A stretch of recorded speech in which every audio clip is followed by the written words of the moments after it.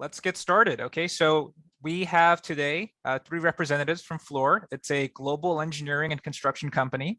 They're going to be going over their company and potential opportunities, and also field your questions that you may have for them. And so to start off with, I'm going to hand it off to David Pichota, who is an executive project director, and he's also an alumni of the College of Engineering. So David, please take it away. Okay, let me move my presentation over here.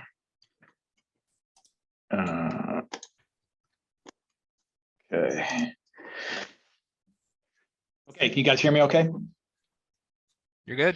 Okay, well, I'm so honored to be here to speak with you today about Fluor and the company that I've worked for ever since graduating from Cal Poly Pomona in 1986 as a mechanical engineer.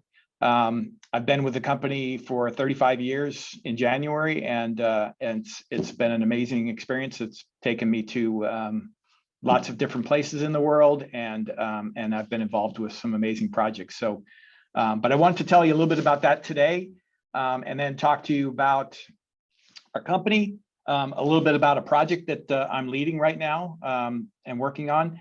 And then I also have a couple folks from a couple of our employee resource groups. One's called GAAP, Graduates Advancing to Professionalism, and then the other is called ELG, which is Emerging Leaders Group. They're just going to tell you about some employee resource groups that new grads and beyond get involved with, as well as some other kind of employee resource groups that we have. And then just open it up for questions. I want this to be totally kind of interactive, and I'm happy to share whatever I can about this great company with you today. So I'll get into it. You know, Fluor is a global company. We have offices around the world and provide engineering services, procurement services, construction services to companies around the world in a variety of industries. We'll talk about that in a little bit.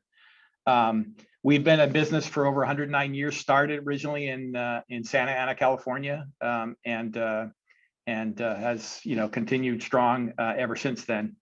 As I mentioned, we operate around the world in over 60 countries, and we have over 44,000 employees worldwide.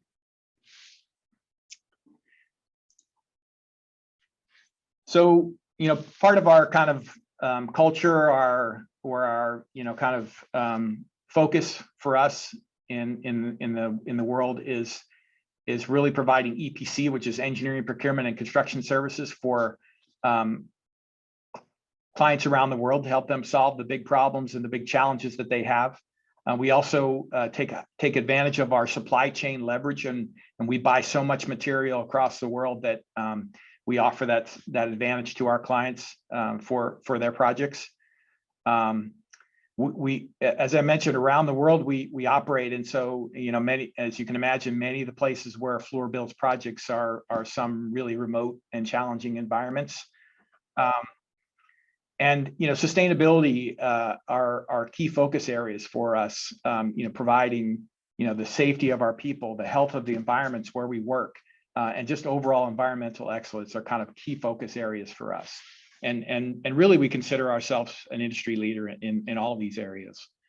So with that, again, a lot of the technical expertise we have in this company, I think, is in my 35 years experience, is really our true advantage that we offer to our clients. And really, for me, has been such a real benefit, because I can tap into subject matter experts around the world. As you can see, we have a bunch of different people, subject matter experts in a variety of areas that are active in the patenting process and licensing process. And so it's a real benefit to us internally, but as well and we offer that to benefit to our clients.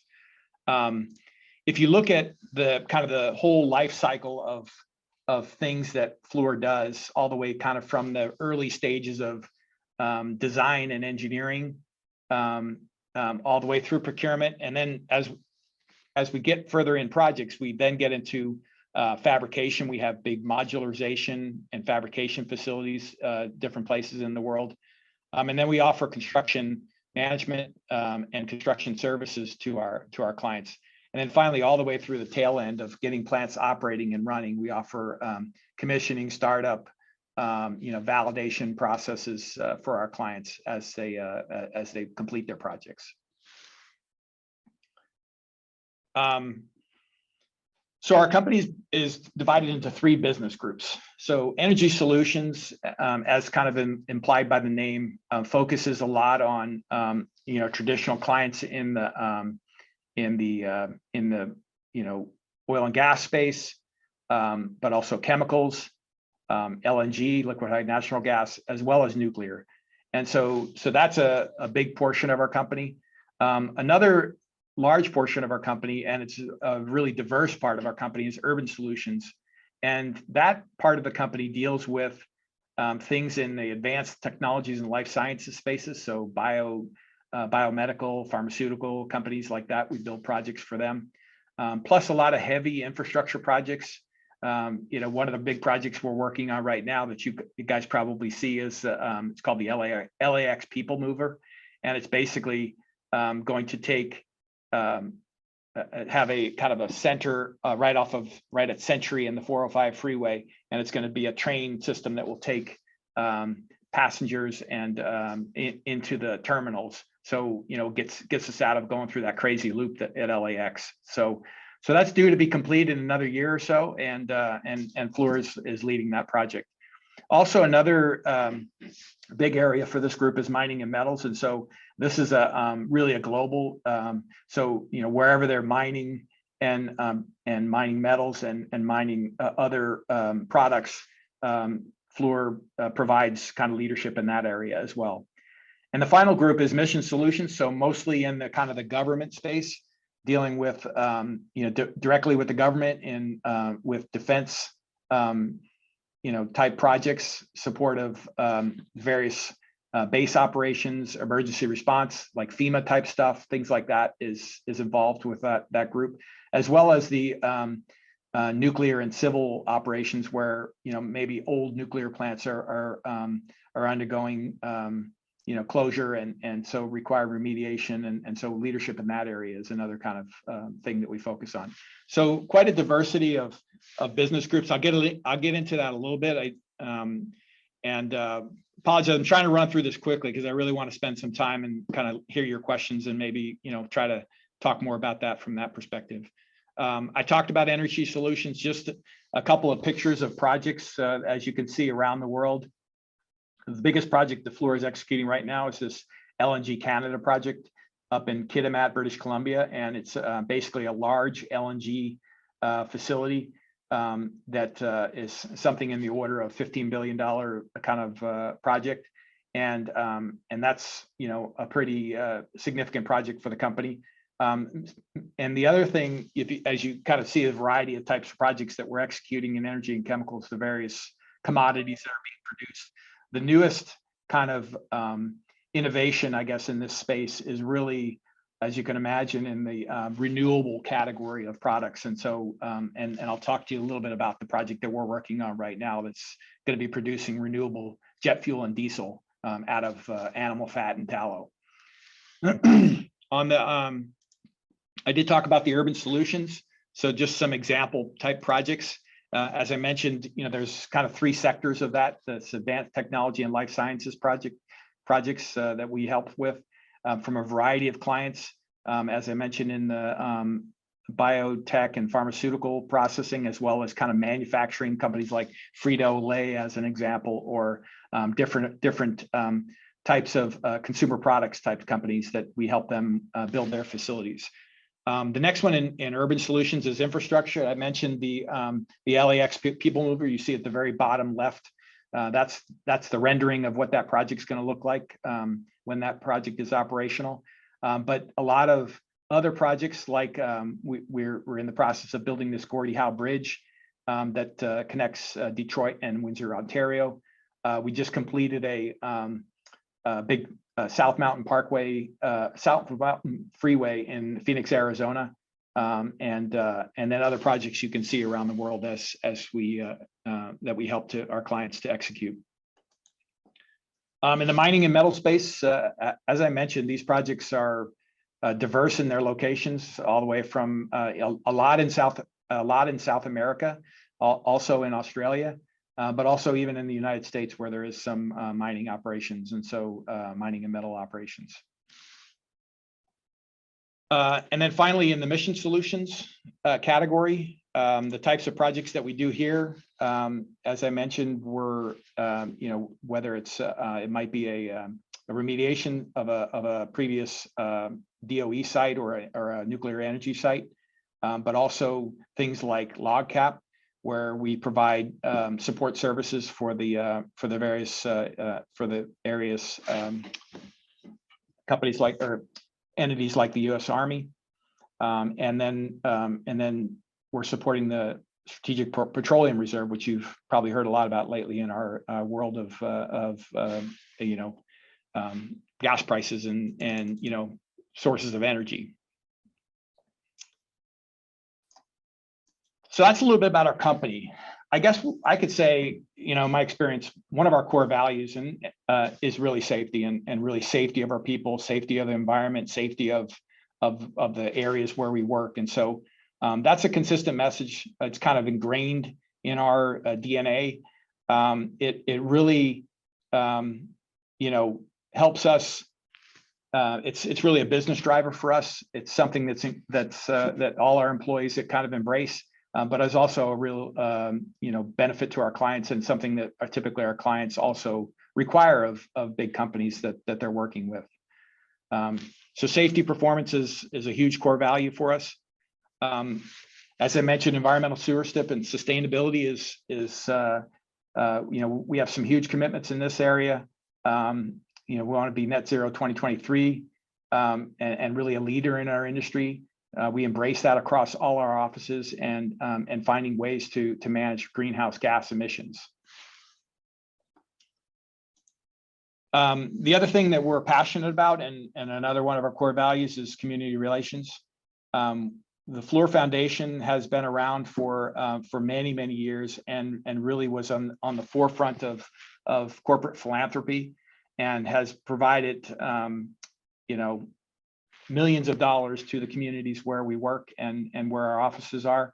And the other thing that we get heavily involved with is just the kind of volunteer aspect of it. So we donate money, but also provide many, many hours of volunteer services for various community agencies, as well as STEM training in schools and things like that. So another thing we're passionate about. The final area where I wanted to kind of introduce a couple of my colleagues is, we are naturally a very diverse group across the world, but a big focus area for our company is diversity, equity, and inclusion. And so, we have specific employee resource groups that are popping up, that are starting to deal with certain categories of folks, where they are in their career, and just different, I guess, aspirations that we have with the company. First, I'll mention Grow. I'm heavily involved with this. I'm the Grow chapter president for our office, and it's really with the focus on finding avenues to grow the representation and opportunities for women, as the acronym says. And so a lot of focus on finding opportunities for and breaking down barriers for women in our organization, and helping them achieve their career goals. The other two groups, which I'll ask Mark and Jenny to talk about. Maybe first I'll go on to GAAP, and so I'll introduce Jenny Go is helping me with a project that we're working on, but also is a chemical engineer. And maybe you could tell us a little bit about yourself, Jenny, and then maybe talk about what GAAP is doing for Fluor. Sounds good, David. Can you hear me okay? Yes. So hi, everyone. My name is Jenny Guo. I graduated from UC San Diego back then in 2016, and continued to finish my master's program with USC. I graduated with a master's degree in chemical engineering in 2017. I joined Fluor about 3.5 years ago. So right now I am the president for SoCal GAAP chapter. I wanted to introduce what GAAP program is within Fluor. So GAAP stands for Graduates Advancing to Professionalism. So it is a community just for young engineers, just like you guys. So our GAAP members are those who are in their first 5 years out of a undergraduate program. The main focus is to encourage and facilitate the personal, professional, and social development of recent graduates as they make transition from academic world to professional world. So it is a program for with young people. SoCal GAAP chapter was established back then in summer of 2001 in Aliso Viejo. Currently, with SoCal office, we have 45 active members. So we host events such as mixers with peers and various department managers, volunteer opportunities, and other sporting tournaments to provide an outlet for individual expression and networking opportunities. So GAP seeks to provide the following benefits to our members. We to have increased knowledge of Fluor business and community culture, to have expanded social networks to improve teamwork skills and improved communication skills and improved exposure to all the department managers and management and clients of Fluor. So I attached some of the example events that we have hosted for every month. So we host monthly lunch and learns that mainly focused on broadening GAP members' understanding of both professional and personal development. So some of the past topics that we have hosted so far is department overviews, Fluor proprietary technology groups, and some showcase for SoCal successful projects, which I think Dave is going to go over next for one of our most important projects in SoCal. And we have some company leadership overview to help with young people to plan their career development within Fluor. And we have something called personal finance workshop to help young engineers that are fresh out of college to better plan their finance. And we also host social events every month. So for those social events, we tend to seek innovative ways to help members feel connected, especially during the quarantine and COVID period. And we provided members networking opportunities among their peers and managers. So I listed some of the past social events that we have hosted so far. We have virtual game nights and movie nights. And for summer, we have annual summer kayaking trip back out there in Newport Beach. And we have Oktoberfest, and our recent most innovative event is Spring DIY Bonsai Tree that's happening end of this month. We also have an annual management social that to provide an opportunity for GAP members and upper management from SoCal offices to mingle and to have network opportunities. So I think that's it for me, Dave. I'll pass it back to you. Thank you, everyone. Yeah, thank you, Jenny. Really appreciate that. It's a really active group, and I really appreciate Jenny presenting that to us. The next group I want to talk about is folks maybe that are in the next point in their career. And so with that, I'll turn it over to Mark Garrard and maybe tell us a little bit about yourself, Mark, and a little bit about the Emerging Leaders Group. Thank you, Dave. Hello, everyone. Thank you, Cal Poly, for having us today. My name is Mark Garrard. I graduated in 2006 from UCI.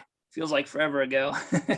And I studied chemical engineering and started working at Fluor right after I graduated.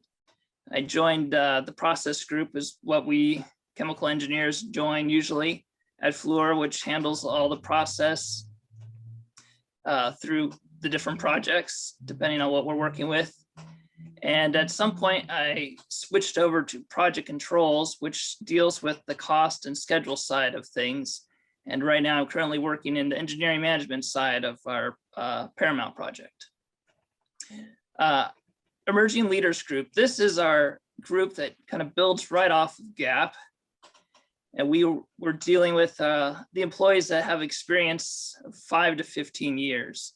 And the aim of our group is really to help our employees grow in their career and their professional development and really develop leaders. Fluor success depends on the employee's success. And what we do is we provide opportunities for people to lead. We have some subgroups that tackle different projects with the office, things that we have challenges. We also look at business challenges and opportunities and go through that. We also like to have networking events with our peers, because when you're working on a project, a lot of times you see the people on your project, but there's many more people in our company, and it's great to get together with them, and also the opportunities we have to get together with our management and really our mentors and help learn how to be better leaders from them as well. So like I said, this is for our 5 to 15 years, and it's just to grow you as you continue through your career. Dave, back to you. Great, thank you so much, Mark. Another active group, and really appreciate you presenting to the team today. Just a little bit more about our office. You know, this is where we operate across the world. A lot of offices in a lot of countries, and so quite diverse.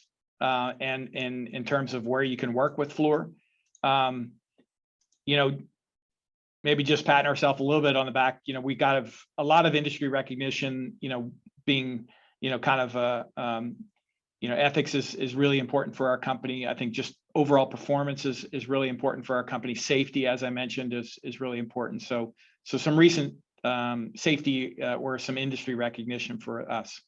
But I want to spend a few minutes talking about a current project that we're working on that's really passionate to me, because I'm leading this project.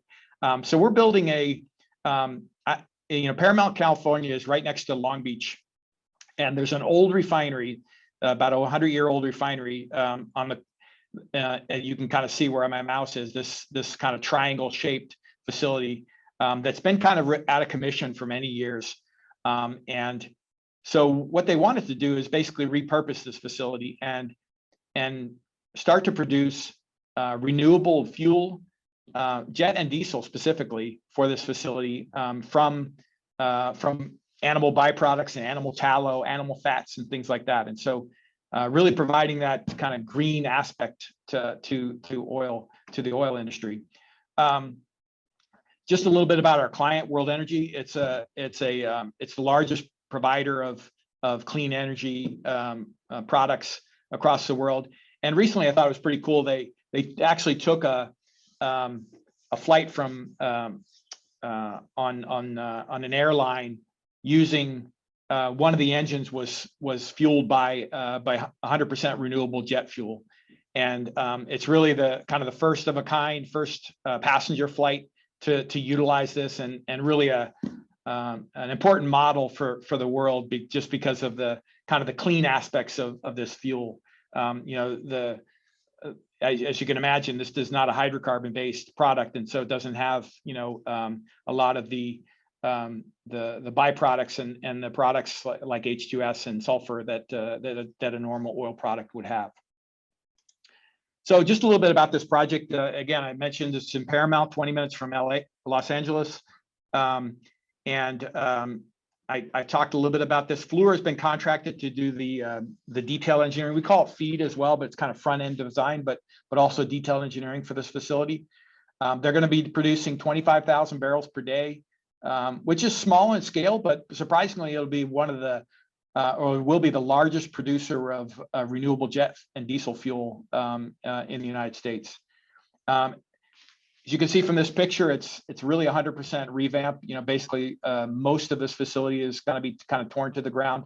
They'll be repurposing a lot of the tanks and some of the equipment, but generally, it's you know, a new facility. It will be a new facility at the end of the day. And what I wanted to do is just quickly show, and hope this works, is a quick video fly through of the model that we're building. And so you can see the picture of what this looks like today. Basically, kind of an old refinery that has been kind of out of commission for many years. But this is what the facility will look like, and this is what Fluor is designing right now. So just give it a second. This video will pop up, and we'll hopefully do a little fly through of the facility. There was music behind this, but we found that the music was kind of contributing to, we weren't able to hear it. So I'm just going to kind of give you a little narration of the project as we go through it. So there's a lot to pack into this facility. And so what you will see is much of this project is, let me turn the music off. Much of this project is going to be built offsite in a modular aspect. And so the facility, you guys can hear me okay? Okay. So you know, much of this facility will be built in modules, and we brought into this facility because the site is so tight that limited ability to put labor in there. So you know, you can see this is a very vertical plant, but they're going to fit a lot of piping, steel equipment in a very small space. But it's going to be a fully functioning facility that's going to kind of you know, contribute to 25,000 barrels per day of product throughout the world. Coming around the corner here, this is our kind of the main heart of the unit. It's the RJFU Unit B project. That's several large reactors and compressors and significant equipment in this unit that are quite costly and complex metallurgy.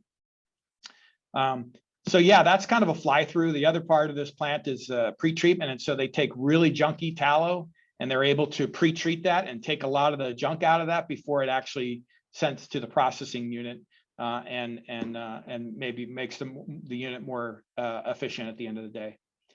So that's just a fly through of what our project is going to look like, and I'm really excited about that. Let me kind of go back to the PowerPoint. Yeah, I guess that's it. I mean, that's a little bit about our project. And then I guess I just wanted to wrap this up. I know, again, I wanted to spend some time. You know, Fluor we're really active. Our office in Southern California is busy, and our other offices around the world are busy. You know, I think the best way to look at further opportunities is to go to fluor.com/careers, and you'll see this kind of this page where you can you know, search current job openings for a as a professional or a new graduate, and in the various locations where we work around the world. And so strongly encourage you to check us out. Look at our site. It's got some really cool project profiles as well, so you can kind of see maybe some of the other things that we're involved with around the world. So that's my speech. I'd love to answer any questions or have any discussions with you beyond this. Yeah, perfect. Hey, thank you, David, Mark, Jenny, for that presentation. We did receive a few questions, and I'll just start in the order that I received them. The first one came from Garrard asking, can you tell us a little bit about the Centinela Solar project? My father worked on that one when he was at Fluor. Yeah, if I wasn't involved in that project, but if I remember correctly, it was a project that was down in, I think, you know, kind of towards the Mexican border and either California or Arizona. And basically it was a large kind of photovoltaic facility. Yes, Fluor provided the kind of the overall project engineering as well as the leadership for that project. And I think that project was successfully built and operating, has been operating for, God, it's been probably 10 years now. So yeah, that was a really cool project. And we do execute projects like that. I think that, as you can imagine, in the United States and specifically in California, getting the available land and permits and you know, kind of environmental permitting to do big solar projects like that is really challenging. But I think that that is an opportunity for future clean energy as technology expands and the cost of photovoltaic technology you know, decreases to the point where it really makes further sense. Okay, great. So we do have a few more questions, but before we continue, students, can you please turn on your videos? It'll be great to just, talk to some faces instead of just names or profile photos of yourselves. Okay, so the second question we have comes from Sohail. Do we have any opportunities for current electrical engineering graduate students with no experience, like a volunteer or an internship? Yeah, absolutely. As I mentioned on that last kind of page that, I think the best way to approach this is start there. I think our offices, especially now, as busy as we are committed to bringing in new college grads, as well as potential internships. And so I think there are opportunities there, and we're happy to kind of talk to you further about that. So yeah, go there first, and then and I'm going to, kind of leave my contact details. If any of you have any further questions or I can help in any of that process, I'm happy to do that as well. Sounds good. And a kind of similar question comes from Jacob. How can we sign up for internships as an electrical engineer major? He's a CPP student and a friend from UCI are interested and looking for some shadowing or internship experience. Yeah, absolutely. I think, I don't know, Jenny, do you know how many interns we had last summer? Last summer, we had 15 interns across multiple disciplines. So I think we had 2 electrical, a few structural and civil interns. There was 2 process for chemical interns, and there's control systems interns too. So about 15. Yeah. No, thank you for that. Yeah, I think there definitely are opportunities. We had that many last summer, and I would imagine we'll have that many or more this summer. And so, yes, the opportunities are there for electrical engineers. Okay, great. A few more notes. Thanks to everybody who's turned on their videos. Second, if you have a question, the chat will get priority, but if I've exhausted through the questions in the chat, then I'll just leave it up to raising hands, and you can just ask either David or Mark or Jenny directly on video. Let's see. Next question comes from Thedo. This is for David. In your 35 years working at Fluor, what can you say about the company culture and team dynamic? Yeah, I think that's what I appreciate much as a kind of reflect back on my 35 years working with the company. And again, I've been afforded some amazing opportunities I've worked on projects. I brought my family down to Venezuela for 3 years. I was in South Africa for a year and a half. I was in Trinidad for a couple of years. But I still think that those are amazing opportunities, but I still think it's the people and the depth of knowledge that we have and the depth of resources that we can tap into. And so I think that's what I most appreciate. It's also, I feel like, and maybe Jenny and Mark can chime in on their experience as well. I feel like it's a positive work environment. I feel like that generally we're project based. And so like when we're given a challenge by a client said, please execute this project for us, we kind of rally and put together a strong team and usually kind of get it across the line by teamwork. And so, I don't know, Jenny or Mark, do you have any other thoughts on kind of Fluor culture, why you guys have been with Fluor? Yeah, I've really enjoyed my 15 years here. And it's definitely about the people you work with. You meet so many great people, you learn from one another, and you build great relationships on the projects that you're on. I think the one thing I really like about Fluor as well is just how I feel we can balance work and life so well. I've had 3 kids, and I've had no issue taking off time to be with my my family during the first few months. Being able to go and travel, it's just we fill in for each other, and it's just been a really great experience so far. Great, thanks for that. You have anything else, Jenny? Yeah, for me, I think as a young engineer that was fresh off the college, in Fluor, there's just a lot of opportunities to learn a lot of either technical knowledge and also some skills that you don't get from college. For example, trying to lead an event within company or there's volunteering event that you could just learn from other aspect. In terms of knowledge, in terms of technical knowledge within Fluor, there's a lot of great people with a lot of technical knowledge that you could ask questions. So people at Fluor, they don't judge you for asking some basic questions as a young engineer. Instead, they actually help you and support you. And there's a lot of mentor program as well, where you are paired with one more senior person, and that will guide you through your career development. So I think that's one of my favorite part of Fluor. Great. Thank you, Jenny. Okay, great. So we have two questions from Andrew. First is, the refinement facility video briefly displayed an area labeled SMR. Is the plan to actually put an SMR there? That's pretty neat. Yeah, and again, Mark or Jenny could maybe help me with, because I'm not a process engineer by background, but SMR in this facility means steam methane reformer. And so, basically it's that we need a lot of hydrogen for this process.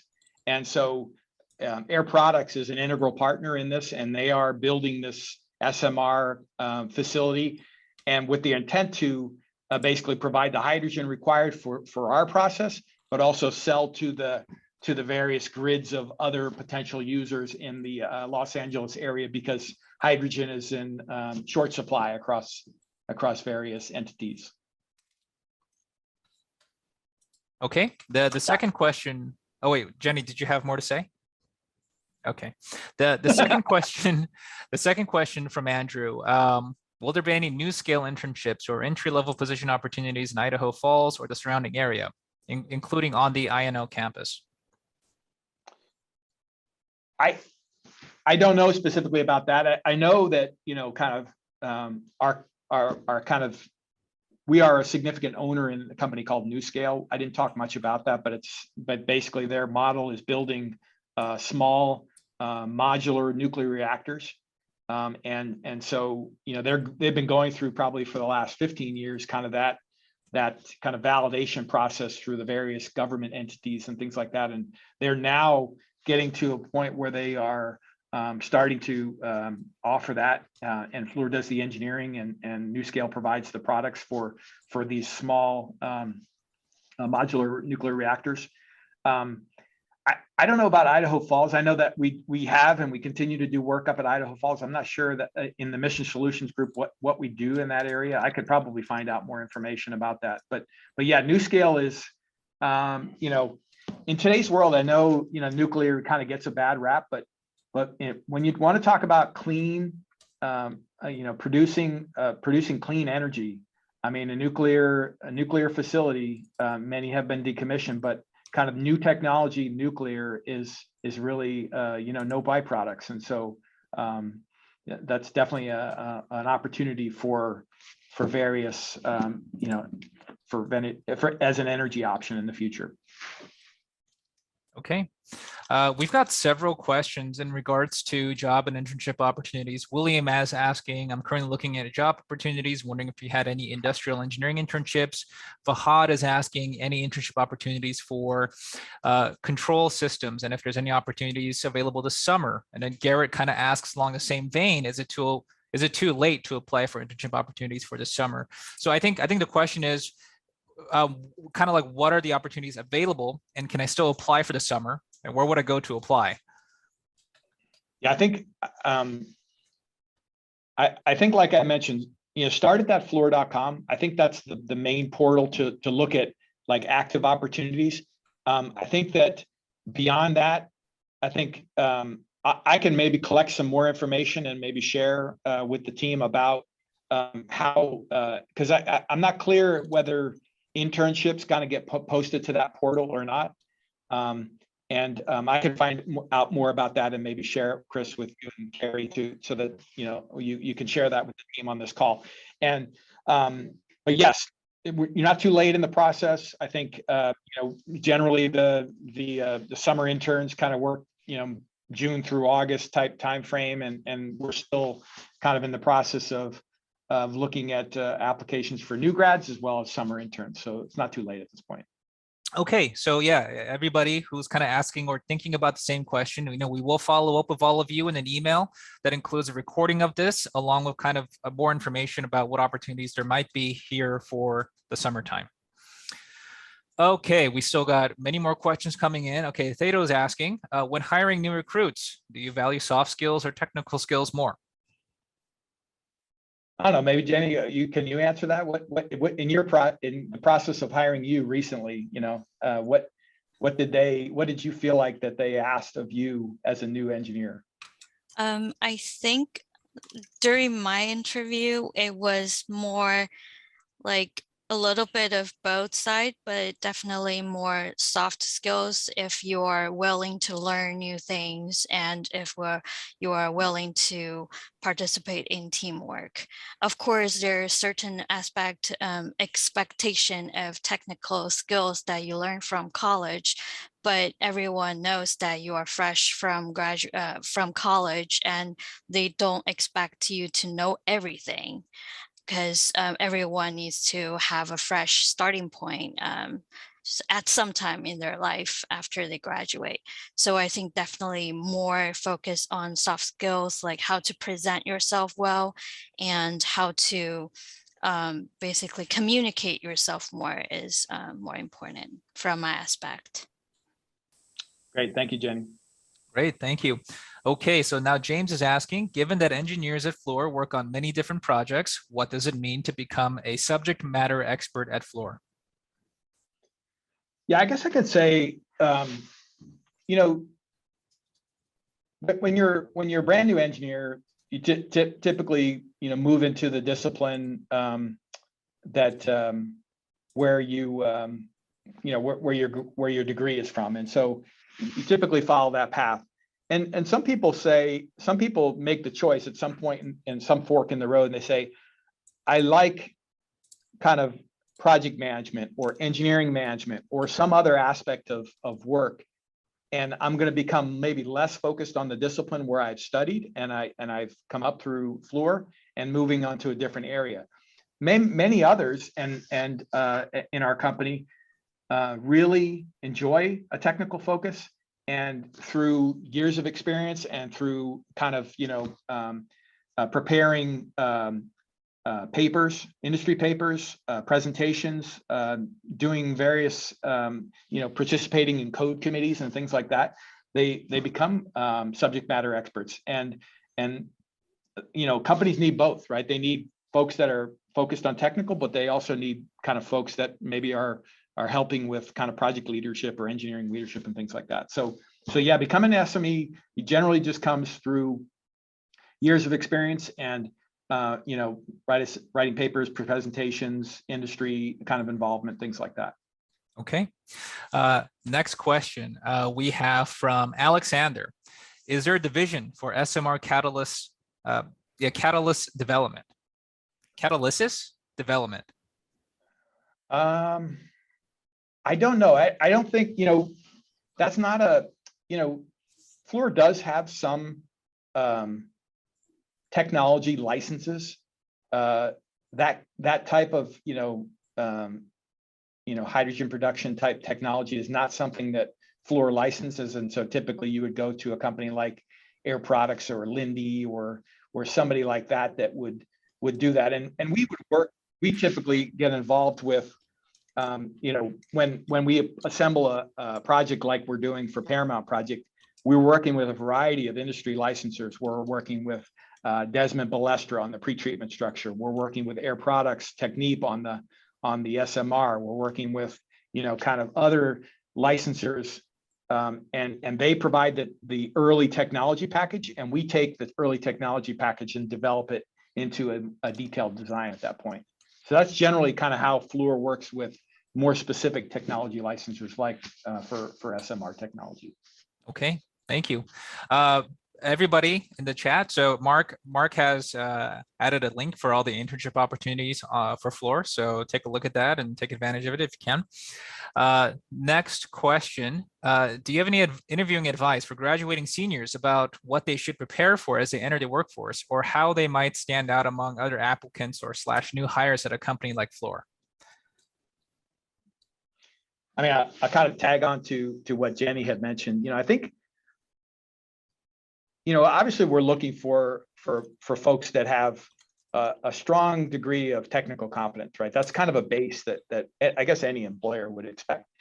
But I think that having ability to present yourself and present the things that you can provide to a company, as well as your ability to maybe be adaptable and flexible to an ever-changing environment. And the other thing that Jenny had mentioned is teamwork. I think that is so important in what we do. We're project-based, and your ability to, you're assigned to a project, now you need to assimilate with that team. And I think our ability to, our ability to articulate that and maybe talk about some experiences that you've had in similar environments, whether it's in school or whether it's a summer internship. I don't know, me personally, I think it's so powerful that you have to have a strong school background, but also like real life work experience. And I found, like, when I was kind of, going through school, I kind of sought out in the summer specific, engineering jobs, and I didn't know what field I would go into, but something with some sort of relevant experience that you could kind of translate into something else. I think that's so powerful to have and to be able to talk about with somebody when you're interviewing. Okay, That's great. my thought. Yep. Let's see. Benjamin asks, what type of simulation programs does Fluor generally use? Okay, I have to turn over to Jenny or Mark. Jenny, what simulation programs do we use? For chemical engineers, we typically use Aspen Plus. There's also HYSYS, and there's Pro2 for building a simulation from meeting the spec the client asked for. That's like typically a study that turns into a bigger project later in the phase. There's also Fluor built-in hydraulics programs that we use, and there's different Fluor-based programs for sizing equipment. I think for chemical engineer, that's some of the often used ones. Great, thank you. Mark, would you like to speak on this? Well, I was going to say, I'm not sure what simulation they're referring to, but I know we have a number of other tools that we'll use if we even need to get into some like fluid dynamics and some special modeling in that sense. Also, for the model fly through you saw, we use Smart Plant Review. We have a number of technologies we use, and a lot of that's dictated by client preference or need and that sort of thing. Okay, so Garrett is asking a follow-up to that. Do you guys use more proprietary software rather than third party? I don't know. I guess my thought would be we use both, really. I mean, I know for many years, kind of out of necessity, Fluor built a lot of homegrown systems, and still uses a lot of those homegrown systems today. But you can imagine that that's not our core business, and so, it makes sense in some cases to use more third party or kind of industry standard software, because it translates to maybe passing that on to a client or as at the end of the job, or whatever the kind of the issue is. And so we do use a lot of kind of industry standard type products for that very purpose, I guess. Okay, sounds good. Okay, so we have no more questions in the chat. Anybody just on the call now? Would anybody like to ask a question?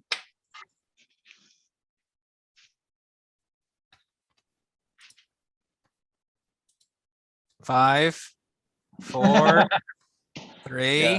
Anybody want to raise their hand? 2, 1. Well, you know what? That's all right, because you've asked plenty of great questions. So how about we just conclude with this then? So David, Mark, Jenny, maybe everybody, you can kind of go maybe about what does your day-to-day look like and what's your favorite part? Yeah, maybe start, you start, Jenny. Well, What's your day to day? I am working on the same project as Dave and Mark, which is the Paramount Renewables project, as a chemical engineer, process engineer in RJFEB, which is the reactors unit. I have morning calls with piping materials, control systems, just to get aligned with some of the details in our design. And also my day is a lot of coordinations and also squat checking. That's like a term that we use for process to check other disciplines work. So we squat check a lot of disciplines work, such as data sheets, drawings, and also their different summaries of control systems, narratives, for example. So that's about it for my day-to-day. In terms of process internal work, we do have our own process deliverables, such as process data sheets, process drawings, such as PFDs, PNIDs, material selection diagrams. So a lot of those as well. So that's about it for what I do for a living. Yeah, but do you have a favorite part, Jenny? My favorite part would be, so as a junior engineer, I was actually pretty lucky to get hands-on experience with developing PNIDs, which stands for piping and instrument diagram, as a chemical engineer. So it's more like a depiction of what's on the drawings. It's more like understanding how you design the whole chemical plant. So there's a lot of details that you get to interact with. For example, what does this valve do here? And every single little piece has a specific meaning to the plant design. And it's very fascinating and very detailed oriented. Thank you. Okay, as much as I want David and Mark to kind of describe their days, we actually got 2 more questions, and then we'll answer these 2, and then we'll conclude the event. First is from Alexander. How is working at Fluor for young married couples expecting children? If you are actually getting, congratulations if you're actually going to be having children soon. Is there an expectation that their work won't be affected, or etc.? Well, I'll probably ask Mark to answer that one because he's got young kids. So maybe you want to chime in on that, Mark? Yeah, you bet. So I think we have great flexibility working at Fluor. And when someone needs to step out, let's say, to be at home when a child's born, we have someone that's able to step up and help fill in. I've never felt that I was so needed that I couldn't be away from my family during that important time. So I think that's really great that we have that ability and flexibility and the understanding as a part of our culture that family is important and it needs to come first in a lot of instances. Thank you, Mark. Okay, last question. Oh, and Hassan, I see you have a question about internship opportunities. We'll be providing a link to our registrants for internship opportunities that you can take for either this summer or sometime in the future. Anyway, final question from David. How important would you say MATLAB / Pro 2 knowledge is? We use it a lot here at Cal Poly Pomona, but I'm not sure how many companies use the software. I would have to ask Mark or Jenny on that one. Do you guys use that? Pro 2? We use Pro 2 a fair amount. I think that understanding how to run simulations, how to build simulations is the key important thing there, and being able to learn, because there were, when I was going through college, we used Pro 2 for our senior project, but I know once I got started here at Fluor, we jumped right into other simulations, and so you had to learn by doing. We had much more experienced people around you that you're working with, and that's how you learn, is a lot on the job training in those areas. Great, thank you, Mark. Okay, so that concludes today's inside look into Fluor. Thank you again.